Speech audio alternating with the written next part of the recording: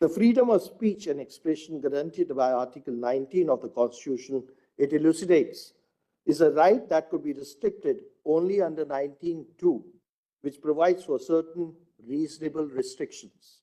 In another case, it was held, liberty of an individual and the protection of fundamental rights are the very essence of the democratic way of life adopted by the Constitution. And it is the privilege and duty of this court to uphold these rights. This court would naturally refuse to subscribe them or curtail them except as provided by the Constitution itself. The second decade of 1960s, the years of anchorage as well as discovery. In 1960, the sanction strength of this court was expanded to 14. The most significant judicial event of 1960s turned on the interpretation of a single word, law, in Article 13 of the Constitution of India.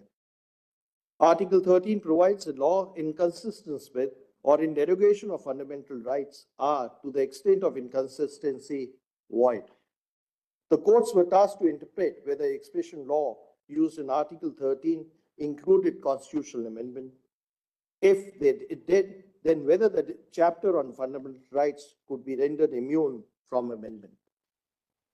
The discussion continued till the 70s, until settled in Keshwananda Bharati's case, where majority of the 13 judges bench held that the Parliament can amend any provision of the Constitution. However, such amended powers cannot be exercised to abrogate or destroy the basic or fundamental features of the Constitution.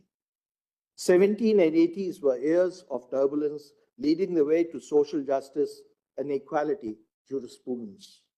Acceptance of public interest litigation diluted the principle of locus standi to actualize the right to access to justice to all citizens, importantly to the marginalized.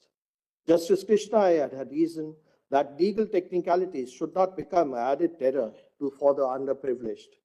Acknowledging this unique socio-economic constraints, this court in S.P. Gupta emphasized that it was necessary to democratize judicial remedies.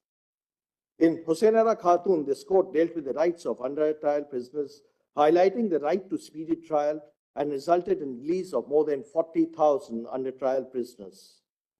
Critical issues of juveniles and other prisoners were dealt with by this court in Kardia Pandian's case. In Insulit Batra, the court highlighted the prisoner's right and systematic issues in administration of justice. In D.K. Basu, this court observed that custodial violence strikes at the blow of the rule of law